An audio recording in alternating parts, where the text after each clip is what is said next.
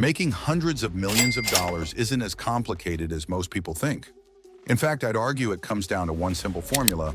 I'm Wilson Raymond, founder of Beacon Business Mind.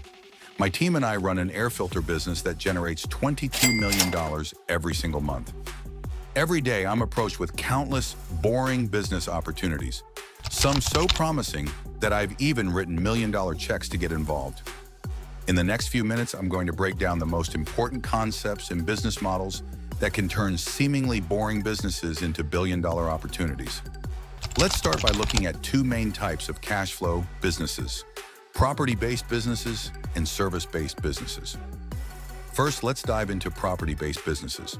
These are attractive because many people see them as a simple path to passive income. Here are my three favorite examples. 1. ATM businesses. This type of business can earn anywhere from $1,000 to $100,000 per month and only takes a few hours to manage. In some cases, small initial investments have turned into millions. Take Paul Alex, a retired San Francisco police officer. In 2018, he bought his first ATM for $2,100 and placed it in a nail salon. That single machine generated $500 in profit per month. Encouraged, he expanded slowly, eventually owning over 30 ATMs across the country by 2021. That growth gave him over $10,000 per month in profits and allowed him to retire from his police job. Today, his company, ATM Together, earns over $8 million annually and helps others start their own ATM businesses. So what made Paul successful? He started small, kept his day job initially, and expanded gradually. The key to success in ATMs is location and maintenance. If there's no money in the machine, or if it's broken, it won't generate income. Knowing how to maintain your machines in secure prime locations is critical. 2. Laundromats. I can't talk about cash flow businesses without mentioning laundromats. Industry reports show a 95% success rate, almost double the national average of 50% for most businesses. Why are they appealing? On the surface, laundromats look like passive income. Find a good location, install machines, collect payments, and repeat.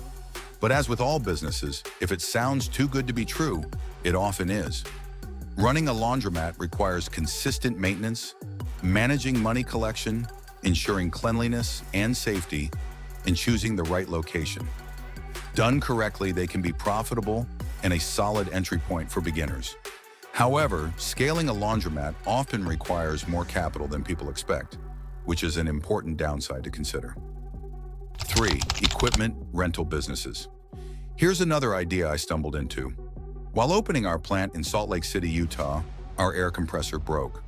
I rented a diesel compressor locally for $500 per day to keep operations running. That experience opened my eyes to the equipment rental business. Every day, companies across the country need equipment they don't own. If you have it available and functional, they'll pay a premium to rent it. Plus, it's tax efficient. Buy $100,000 of equipment, rent it for $60,000, and potentially write off the full purchase against your income. Of course, it comes with challenges: maintenance, logistics, and timely delivery.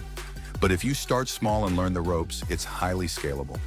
Why property businesses are limited for big scaling.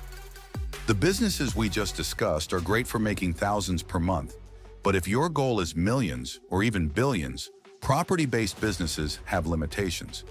That's where service-based businesses shine. They often require less startup capital but can scale much higher.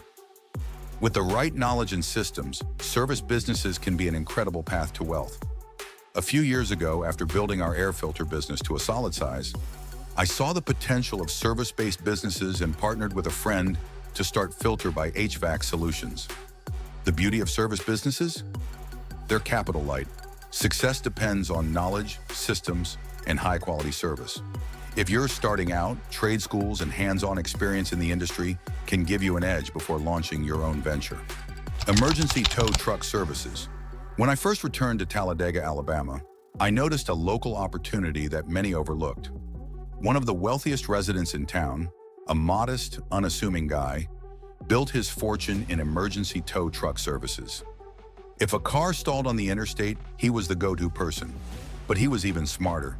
He realized the big money was in towing 18-wheelers because long stretches of highway often left trucks stranded. He had the equipment, the know-how, and the monopoly in the area. His business was high margin, scalable, and required just starting small, one truck in one service area. Scaling simply meant adding more trucks and covering a wider region. The lesson? You don't have to start big.